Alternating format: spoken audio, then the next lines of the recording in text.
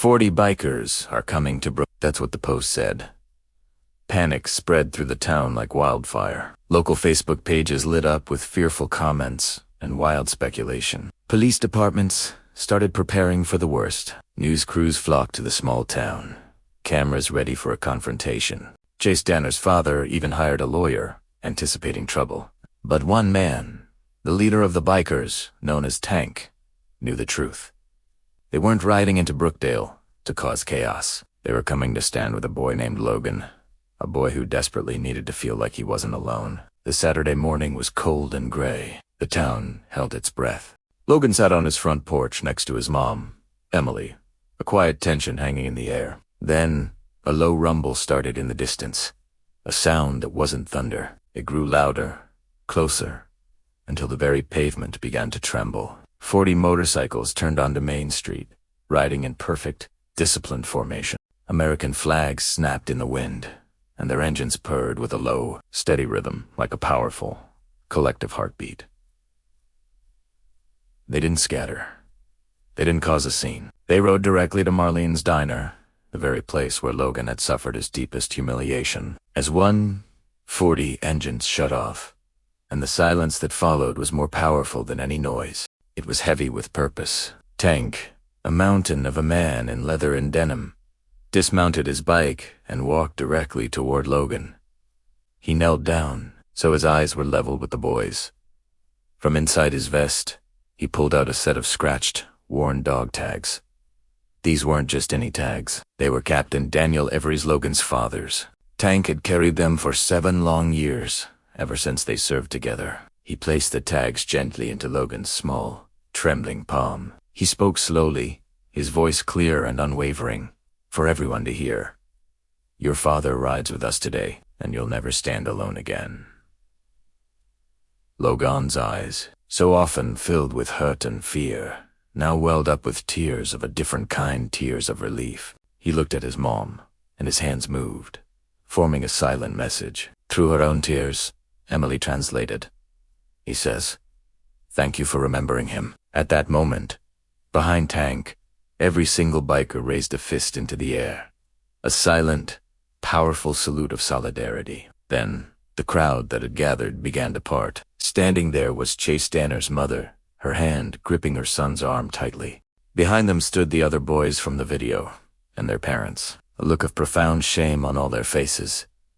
Mrs. Danner's voice trembled as she spoke, tears streaming down her face. "I'm so sorry. This isn't how we raised him." Chase just stood there, frozen, unable to meet anyone's gaze. Tank stepped forward, his presence calm but commanding. "Look at him," he said, his voice steady. "See what your choices did." Finally, Chase lifted his eyes. All the false bravado he'd shown in the video was gone, replaced by raw fear and genuine regret. "I'm sorry," he whispered, his voice barely audible. "I deleted the video. I asked everyone to take it down. I didn't know about your dad." Logan watched him for a moment, then his hands moved again. Emily translated his quiet wisdom. He says, "You didn't have to know. You just had to be kind." Those simple words hit the crowd with the weight of absolute truth. It wasn't about knowing someone's story. It was about basic human decency. A new voice joined the moment. It was Mr. Grant, the owner of Marlene's diner. He was the man who had been there the night of the bullion, the man who had looked away. His face was filled with remorse as he stepped forward. "I failed that day," he admitted, his voice heavy. "My silence helped no one. It only protected the bullies. That ends today." He looked at the crowd. Logan. "Starting now, 10% of our monthly profits will go to support local ASL programs. And Logan, your meals here are on me. Always." The tension that had gripped the town finally broke.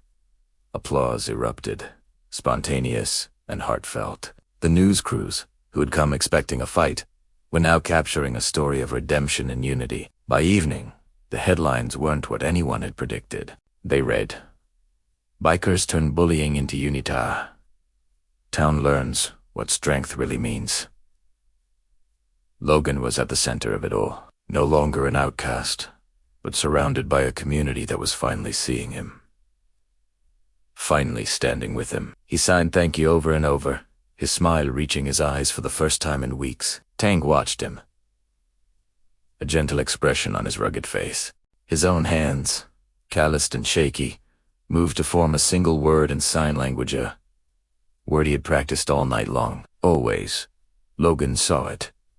He understood the promise it held, and they smiled. The Ayanana crew mounted their bikes. 40 engines roared back to life, not with anger, but with pride. They rode out of Brookdale together, leaving behind a lesson etched into the town's heart forever.